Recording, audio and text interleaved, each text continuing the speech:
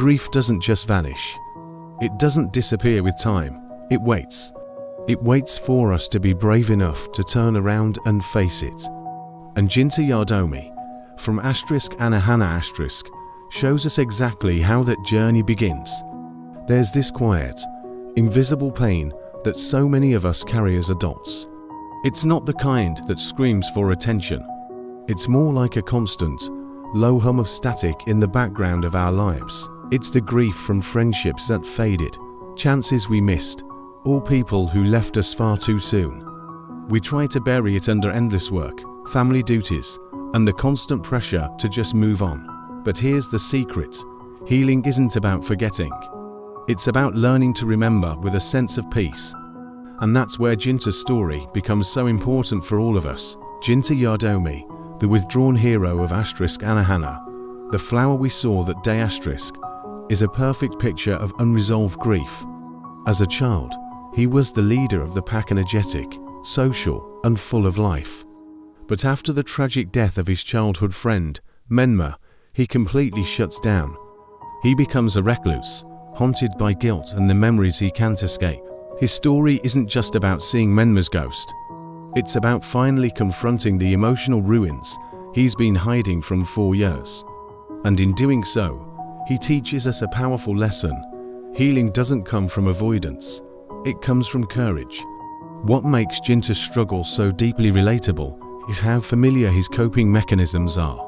He pushes the world away, skips school, avoids his old friends, and puts on a mask, pretending he's fine. Does that sound familiar?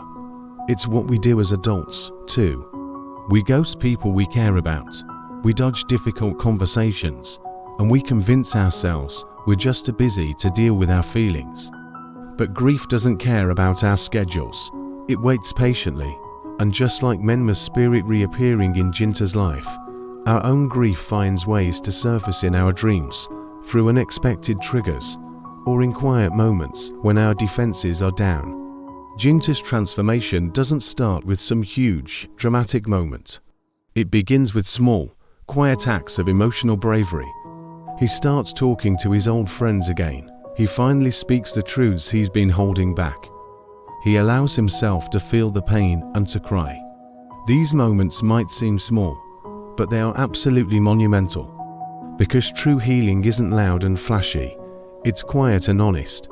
And being honest, especially with yourself, is the very first step toward finding peace. From a psychological standpoint, Jinta's journey is a classic example of what experts call complicated grief. This is a type of prolonged, intense mourning that gets in the way of everyday life, often fueled by guilt or unresolved issues surrounding the loss. But the good news is, research shows us the path forward. Healing begins when we slowly re-engage with the world, rebuild our social connections, and give ourselves permission to feel our emotions without judgment. Notice that Jinta doesn't just get over Menma. He learns to carry her memory in a way that celebrates their love, instead of being trapped by the pain. That is the real victory.